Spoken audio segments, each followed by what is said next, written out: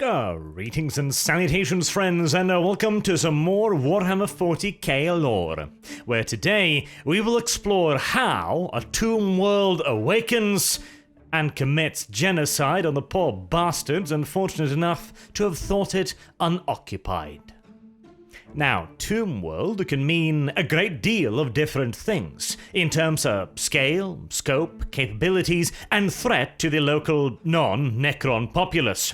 For the purposes of this video, we will assume a relatively lesser Necron Tomb World, perhaps a greater Fringe World, or a lesser Core World. So we won't be seeing any Necron overlords or major dynasties awakening, as that would, kind of reduce the lore video to the level of Necrons wake up, locals exterminated. Thank you all very much for watching.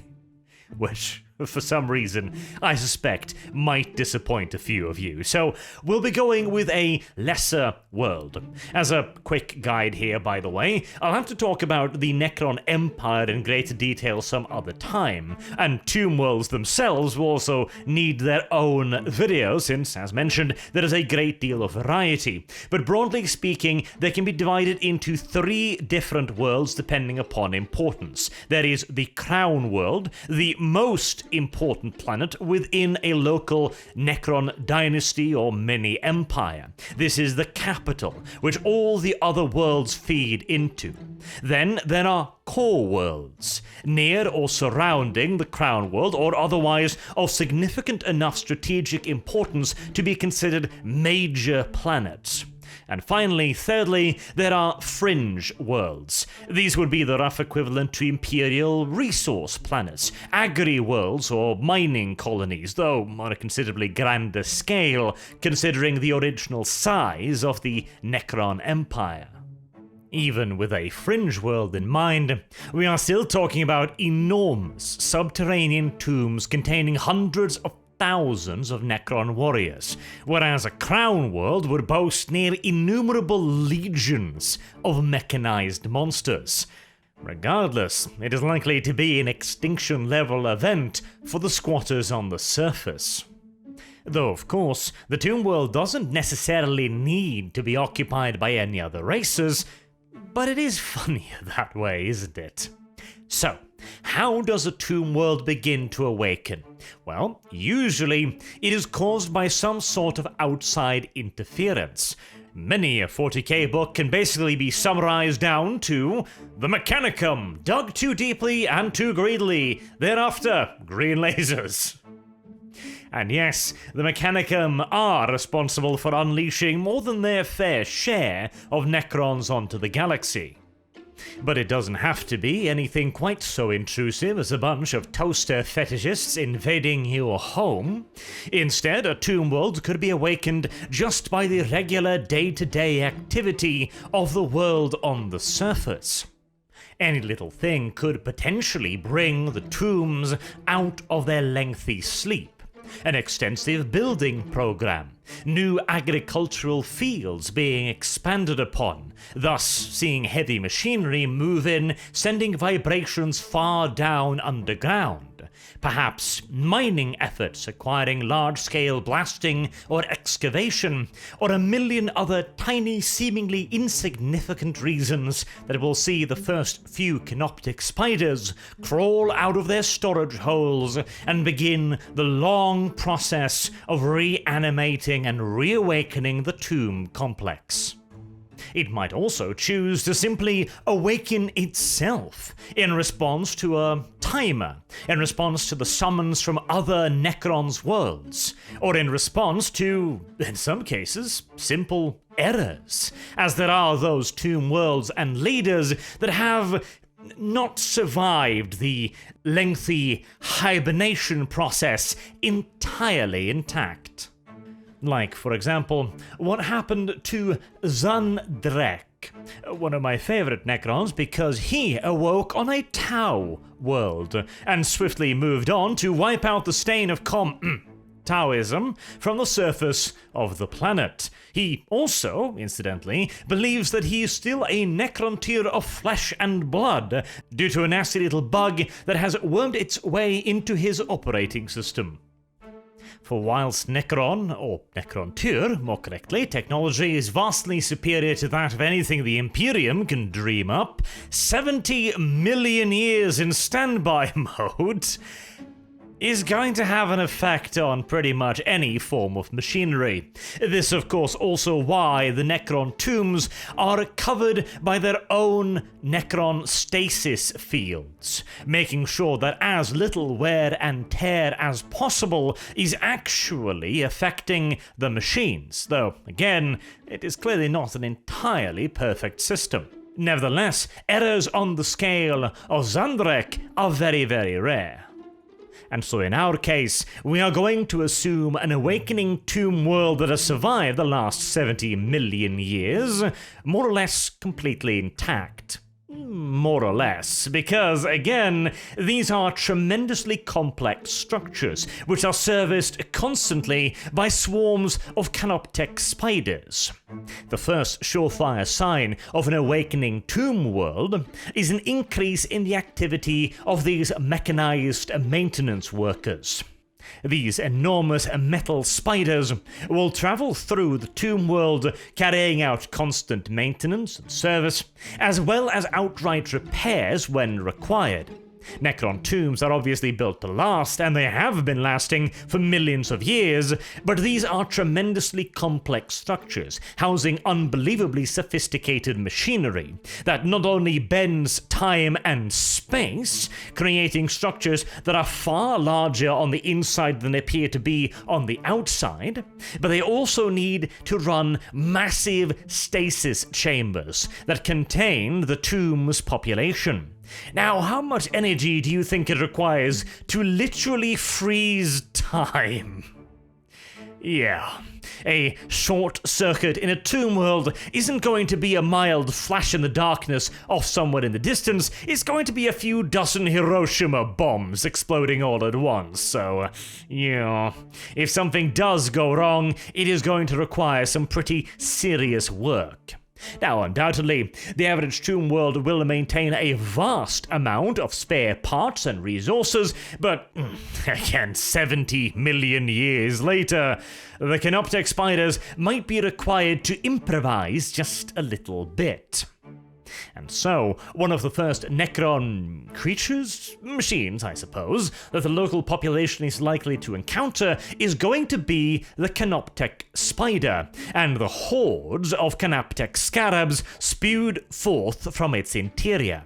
This is because whilst the tomb world might be able to run quite happily on its current day backup systems, if it is to be brought to full functionality, including the multiple programs required to be executed to actually release the Necron warriors safely, and far more importantly, releasing the stasis chamber containing the Necron lords, you don't want a short circuit somewhere in the system. You're going to be checking that system twice and thrice and quadruple times before booting it up, and any kind of error must be fixed before it is brought online. And in the case of a civilized race occupying the surface, well, it's likely to be all kinds of fascinating electronics and raw resources just wandering about upstairs. Plentiful pickings. Now, this does also represent a certain danger to the tomb world itself, too. Let us assume that the locals are Imperials, because, well, they're the most standard. If they start getting reports of mechanical monsters slaughtering cows, destroying farms, and generally raiding outlying communities, they might start wondering what the hell exactly is going on. This is the 41st millennium, so most worlds are going to be having a bit of tumultuous nonsense going on at any given time. But as the reports grow more frequent, undoubtedly, local law enforcement at first will begin investigating, and eventually probably PDF forces might be sent out as well as the scale of the destruction increases. As you might very well imagine, the Canoptek spiders do not have any subroutines for stealth or subterfuge implanted within them, nor do they need to. As a Canoptek spider, and its accompanying hordes of scarabs is probably more than a match for a platoon of PDF troops. And it's not going to take all that long before the rest of the tomb complex is up and running. The first stage will be the release of scouting and intelligence gathering forces. These will primarily be made up of Necron warriors and also supported by Canoptek spiders and scarabs.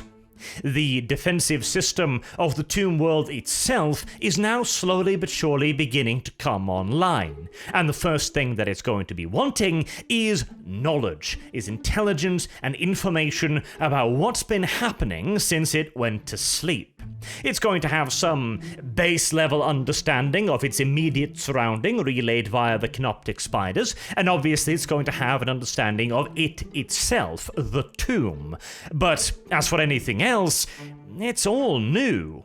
What's the status like on the surface? Are there oceans? Are there raw resources to be gathered? Could we replenish the tomb world stocks up there? And what are these fleshy things that keep firing tiny little metal projectiles at our scouting forces? Well, luckily they seem to disintegrate easily enough when shot by Gore's flare, so that problem has an easy enough solution. Nevertheless, the tomb world will undoubtedly try to figure out precisely what these things are and the extent of the threat that they present to the tomb world. In most cases concerning local PDF, the threat will be effectively none whatsoever, but you never know, it might awaken on a war world, heavily defended, garrisoned and fortified by regular Imperial Guard forces. Phalanxes of Lehman Russ tanks and batteries of Basilisk artillery is going to be presenting a far stiffer challenge to an awakening tomb world than a bunch of weekend warriors armed with autoguns.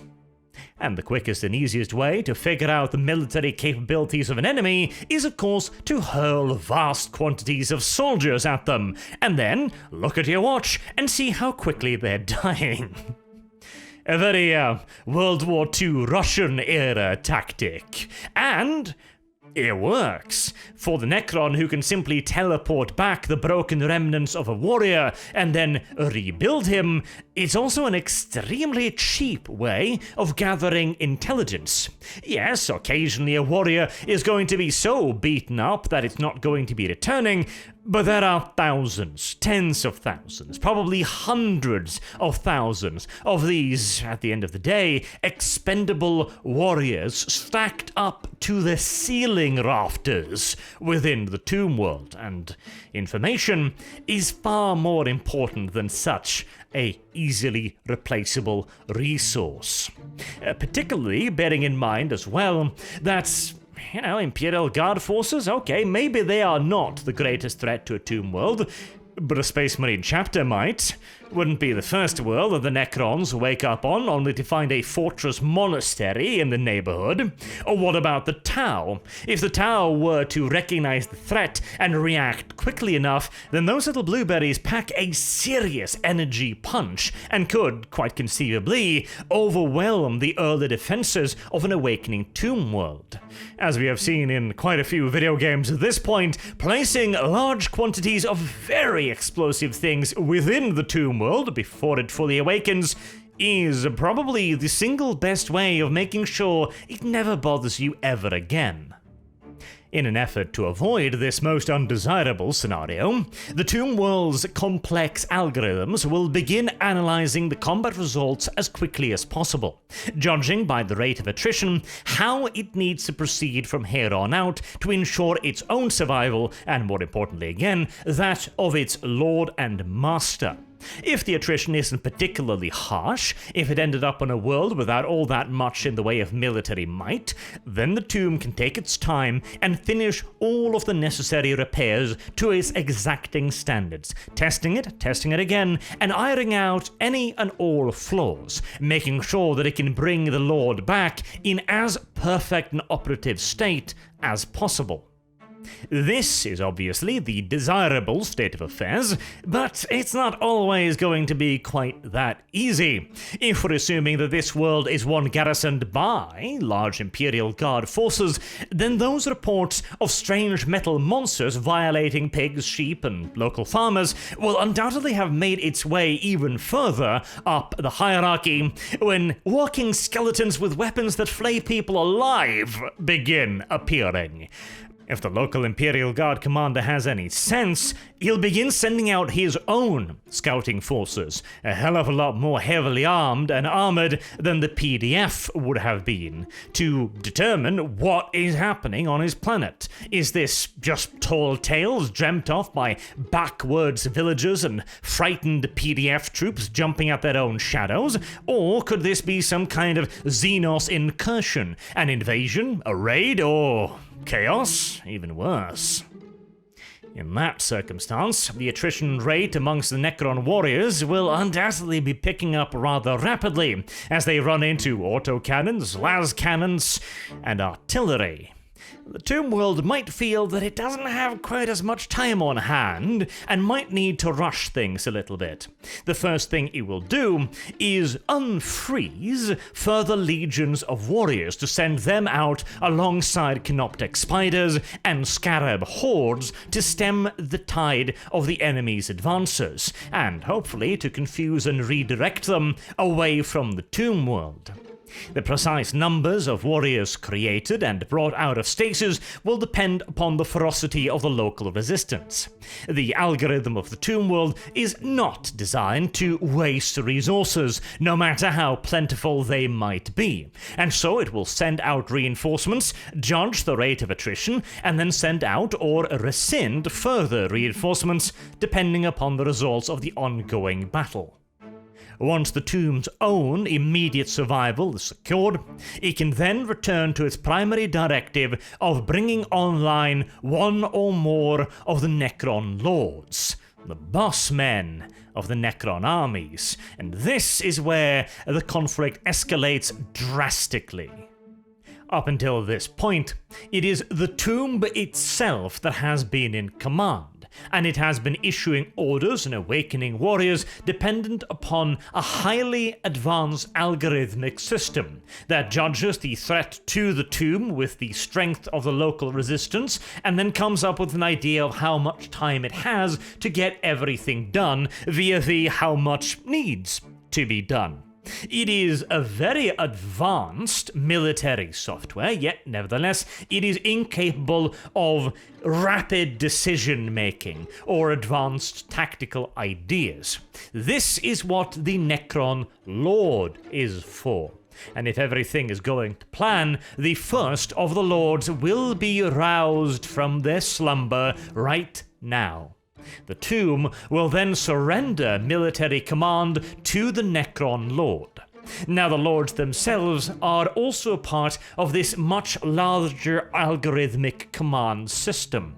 The Mechanicus have subdivided them into various levels dependent upon precious metals. So you have a bronze tier commander, a silver tier commander, a gold, and a platinum tier commander. In reality, this system is woefully inadequate to describe the sheer complexity of the Necron command structure. But at its very most basic level, it does hold true. One Necron commander will be subservient to another, though it does also depend upon the time and place. For example, if the bronze commander is the only one awake, then he will have de facto direct authority over even a platinum Necron overlord or the master of an entire dynasty. This will of course change as he himself begins awakening new Necrons too, though the exact nature of that process is quite interesting as well. Presumably, if the tomb is under direct threat, the commander awoken first will be the one best suited to dealing with the current situation. Say, for example, that one commander is an expert on urban warfare, and the tomb has just happened to awaken on a hive world. Well, he would be the obvious choice over somebody else who is more accustomed to anti-armor operations in the open plains.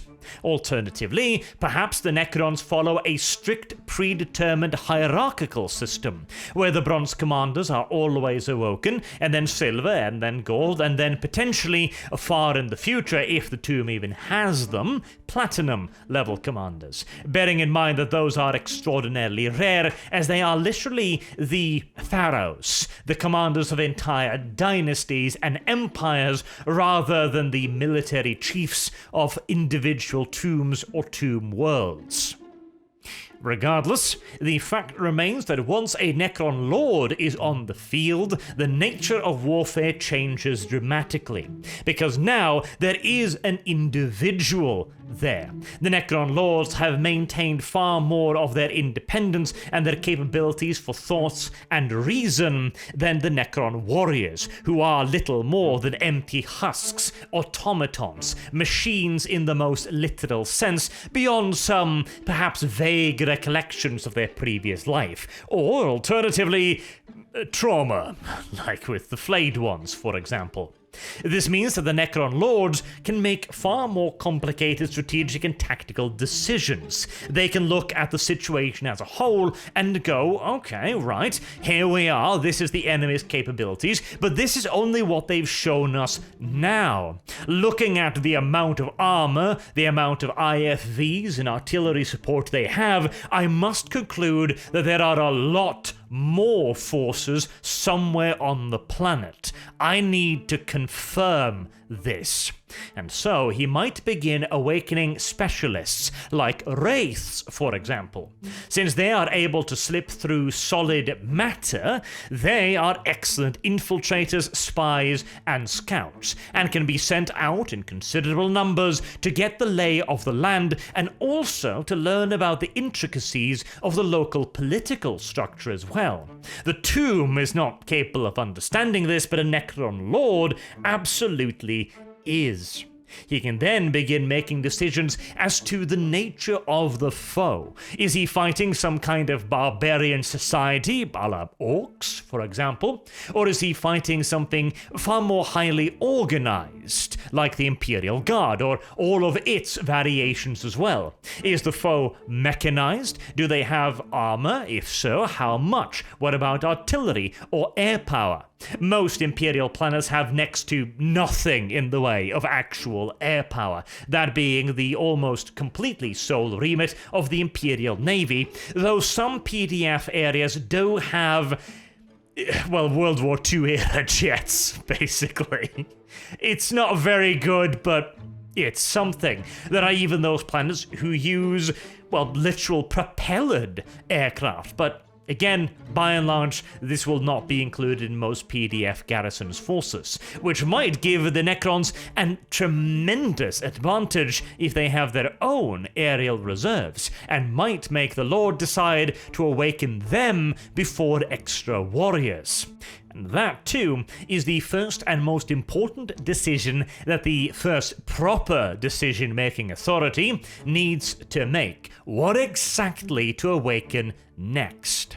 If you're fighting something like the orcs, who at this point would undoubtedly be throwing themselves like mad at the tomb world, you're gonna need warriors, you're gonna need meat, you are going to need as many of them awakened as quickly as possible, and you need to march them the hell out the front gates as quickly as you can to stem the tide. If, however, you are engaging an Imperial Guard garrison, right, we're probably talking Lehman Russ tanks then. We're probably talking Basilisk's artillery. We might even be talking Baneblaze. In this case, the warriors, although being able to engage armored threats, are not going to be enough. Now you need Necron destroyers mobilized quickly and in numbers. If the enemy is not directly pushing towards the Tomb World, however, and there appears to be a window of opportunity to fully establish the tomb, then Wraiths and Deathmarks might be the better choice. Wraiths to scout out the enemy's position and gain a better understanding of the foe, and Deathmarks for once you have figured out the enemy's command structure and you would like to decapitate it pronto. The first commanders awake will also be trying to bring online more Necron Lords as quickly as possible too, since if there is only one Lord awake and he needs to lead the armies in the field, there is always the possibility that he could be destroyed permanently. And if that happens and there is no command structure in place, best case scenario, the tomb will then need to resume command, a duty that it is probably not ready or prepared for, or worst case scenario, the command system will begin collapsing completely. So backup commanders are absolutely necessary, and the command structure needs expanding as quickly as the enemy will permit.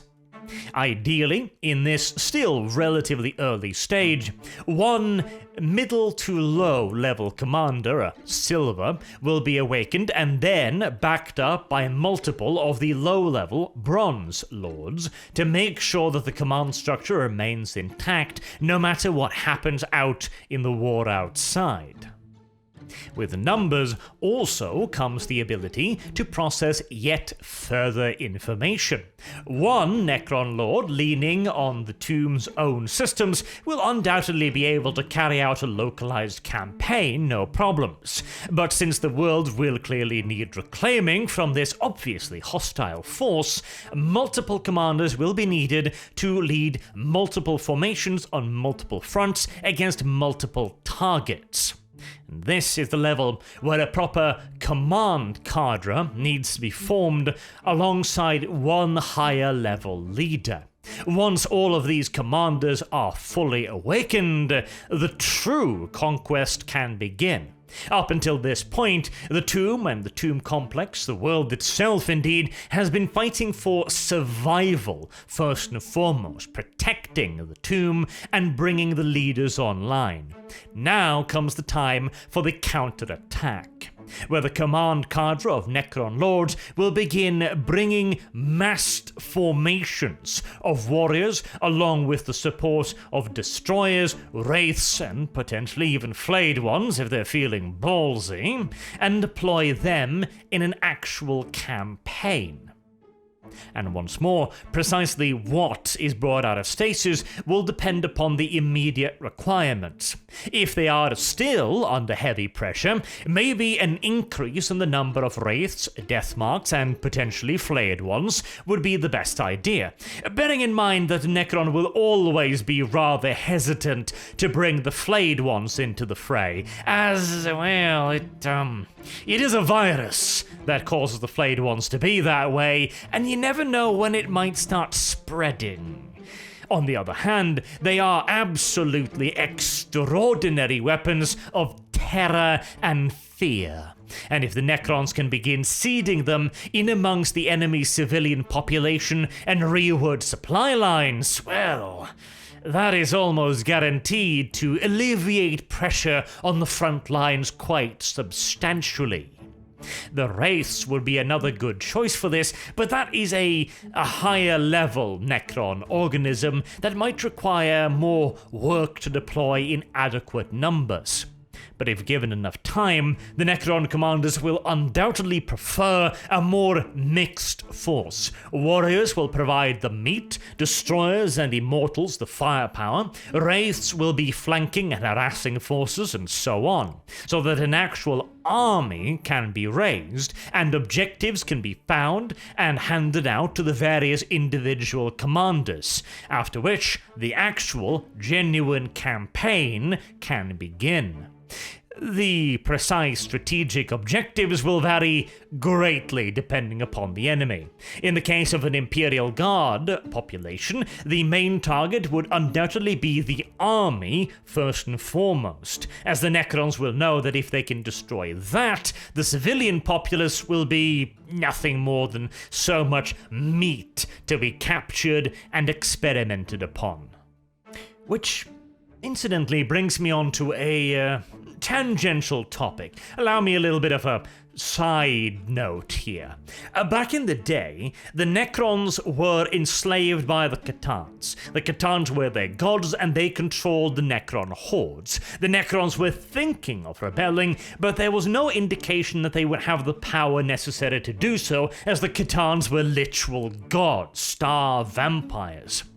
During that period of time, the Necrons' reason for awakening was simple enough. They had figured out that, okay, life has spread across the galaxy anew, and now it is time for another red harvest, where the C'tans brought the Necrons a line to bring them up to the surface and to scour planets clean of life, and to do so in the most horrific way possible, as the C'tans not only fed off stars, but they preferred feeding off souls, of fear, of feelings of panic and horror. Why? Well, because creepy star gods, that's basically why. But in the current day lore, of course, which has received a massive retcon, it is the Necrons who are in charge. They successfully rebelled against the C'tans and scattered them, to the point where now they are using fragments of C'tans as incredibly powerful weapons. Now, this has removed one of the Necrons' main reasons for doing what they're doing, awakening and taking over the galaxy. A pretty big miscalculation on GW's part there, though to be fair, I will admit the initial variant on the Necrons, particularly their codex, were just bland and boring, honestly. Not very interesting at all. Whereas the new codex and the new idea of dynasties and Pharaoh's awakening, that's more interesting and allows for a lot more Necron lords with a lot more interesting personalities. So basically, their motivation now is just to retake their empire, though many Necron lords will still conduct smaller scale harvesting operations to gather up subjects to experiment on, as many Necrons are not particularly fond of their new fleshy metallic bodies. The C'tans had promised them immortality and an escape from the pain and the disease and their short lifespans that constantly plague them, but they hadn't they hadn't informed them about the fine writing, the whole becoming their mechanical slaves for all eternity part, so you can see why some Necron lords might object and seek for a way to transfer their consciousness away from the machine and back into the flesh. To return to the topic, the immediate counter-offensive will now be in full swing, and it is a rare world indeed that will be standing up to a reawakening tomb world. Even a planet with a fairly major Imperial Guard garrison will almost certainly be overrun, as they will have little, if any, idea of what they are fighting before it is way too late. The only real hope that a planet has is that they can strike deep enough into the tomb complex early enough to overwhelm the defenders, and then detonate large-scale weapons and charges inside of the tomb complex. But even that is a lot easier said than done. Even presuming that you manage to fight your way through the reanimating hordes of warriors and Necron lords, the sheer size, scope and scale of a tomb complex means you're probably going to need nuclear-grade weaponry, and quite probably more than one bomb as well, to make sure you put the complex out of business permanently, rather than simply damaging it, giving you some more time, but really only delaying the inevitable as well. Now, the next priority for the Tomb Complex, or probably more correctly the Tomb world at large, will be to continue to expand the size of the Necron command cadre to deal with any future challenges, whilst also bringing online enough warriors to serve their goals. Say, for example, that the world consists of multiple continents, and say that the world consists of very varying degree of defenses.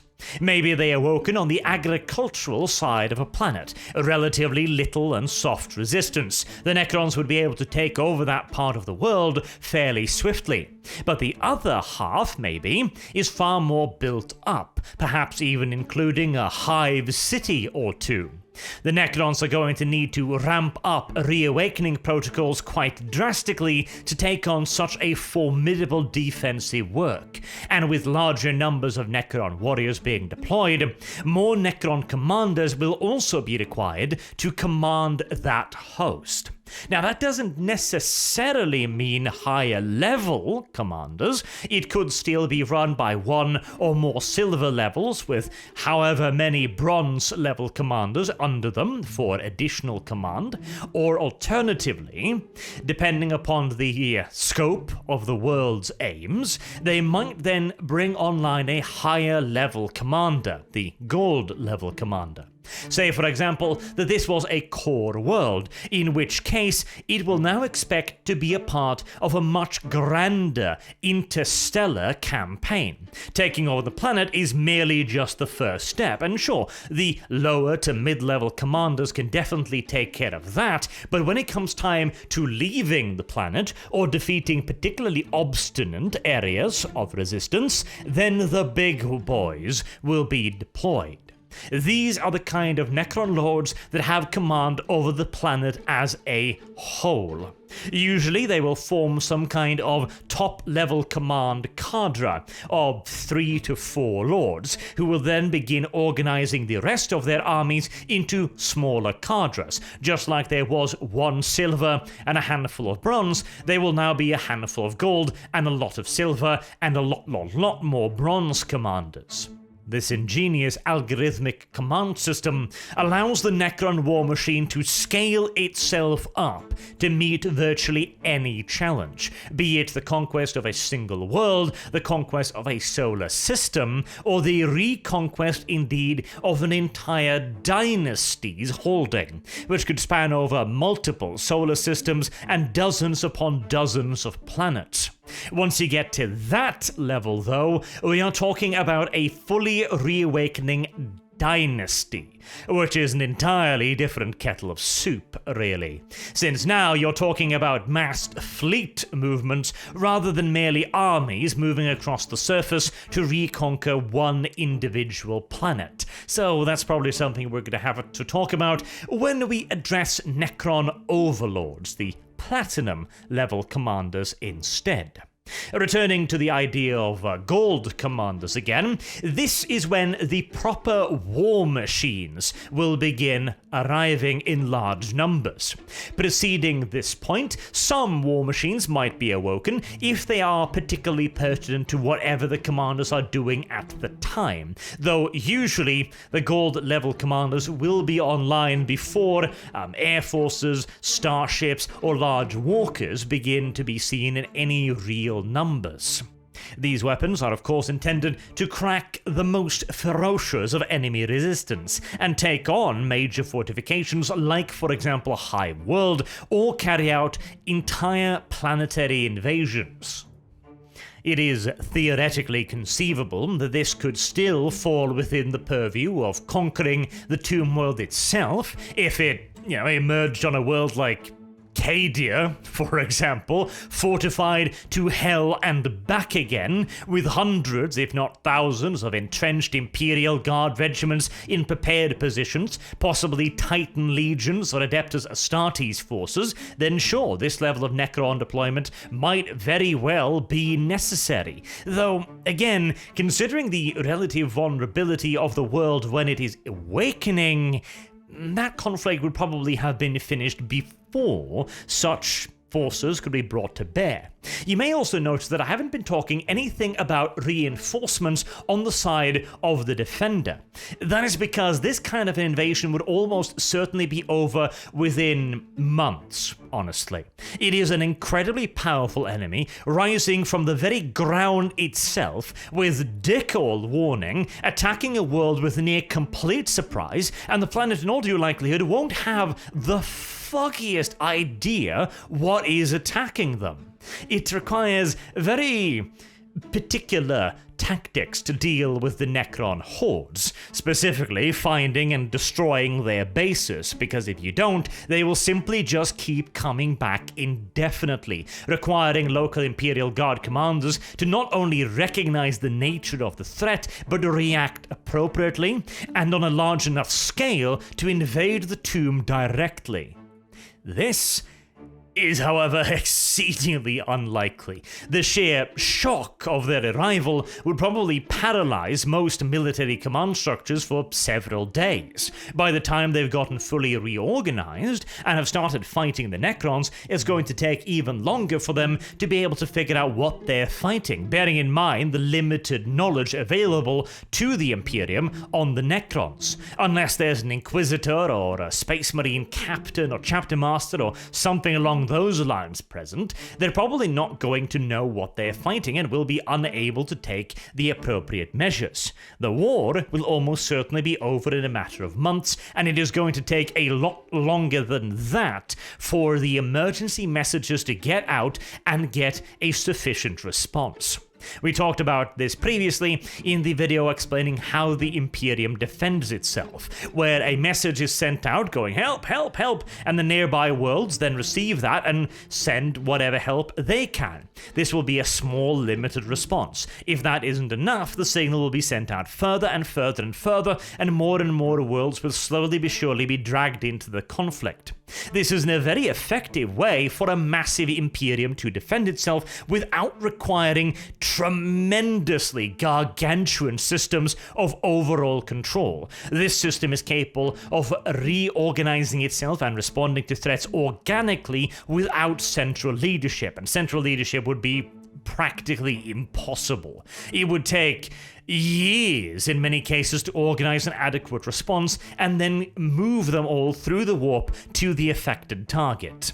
So, in all but the most extraordinary of circumstances, reinforcements would just not be an issue.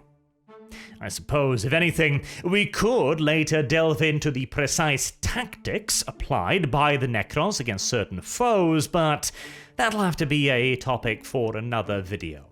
So, with all of this said and done, the Tomb World has fully activated. It has taken over complete control of the planet itself and eradicated any local resistance. Now its objective will transcend the local and into the galactic scale, where it might seek to regain control over its empire, if it is a crown world, or it might seek to re-establish contact with the crown world, assuming it's a core world, or if it's a fringe world, it might simply just desperately fortify itself, trying to survive, and then beginning to scout out into the galaxy to see what's going on out there. Where's the Necron dynasties? Are they rising? Are they still sleeping? Do they need our help? And in many cases, just as important, who's our neighbors? Because Necrons do have a nasty habit of invading one another as well. Until next time, I have been Arch. Thank you all very much for listening, and I hope to see you all again soon.